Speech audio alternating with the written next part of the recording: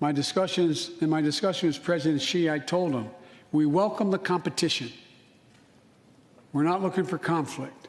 But I made absolutely clear that we will defend America's interest across the board. America will stand up to unfair trade practices that undercut American workers and American industries, like subsidies from state to state-owned operations and enterprises, and the theft of American technology and intellectual property. I also told President Xi that we'll maintain a strong military presence in the Indo-Pacific, just as we do with NATO and Europe, not to start a conflict, but to prevent one.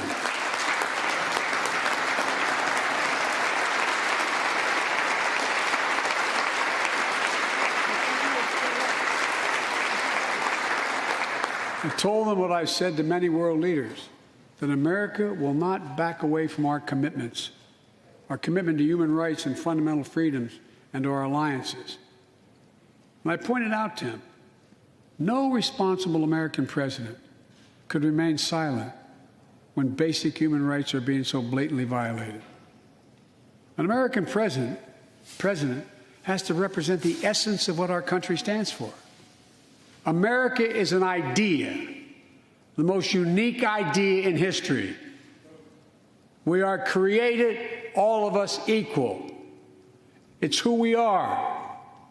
And we cannot walk away from that principle and, in fact, say we're dealing with the American idea. With regard to Russia, I know it concerns some of you, but I made very clear to Putin that we're not going to seek escalation, but their actions will have consequences. They turn out to be true, and they turned out to be true. So I responded directly and proportionately to Russia's interference in our elections and the cyber attacks on our government and our business. They did both of these things, and I told them we would respond, and we have. But we can also cooperate when it's our mutual interest. We did it when we extended the New START Treaty on nuclear arms, and we're working to do it on climate change. But he understands we will respond. On Iran and North Korea, nuclear programs that present serious threats to American security and the security of the world. We're going to be working closely with our allies to address the threats posed by both of these countries through diplomacy as well as stern deterrence.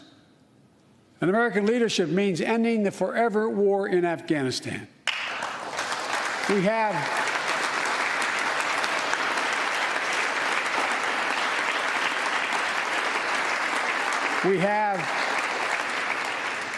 without hyperbole, the greatest fighting force in the history of the world. I'm the first president in 40 years and knows what it means to have a son serving in a war zone. Today, we have service members serving in the same war zone as their parents did. We have service members in Afghanistan who are not yet born on 9/11. The war in Afghanistan, as we remember the debates here, were never meant to be multi-generational undertakings of nation building. We went to Afghanistan to get the terrorists who attacked us on 9/11. And we said we would follow Osama bin Laden to the gates of hell to do it. If you've been in the upper Konar Valley, you've kind of seen the gates of hell. And we delivered justice to bin Laden. We degraded the terrorist threat of al-Qaeda in Afghanistan. And after 20 years of valor, and sacrifice, it's time to bring those troops home. Look,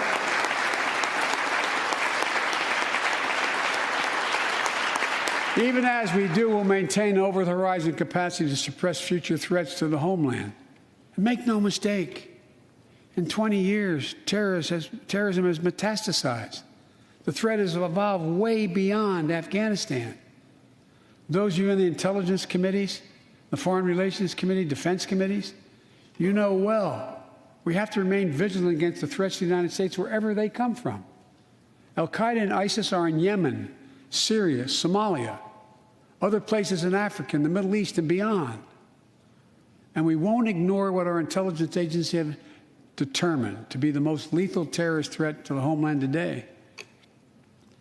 White supremacy is terrorism. Shepard Smith here. Thanks for watching CNBC on YouTube.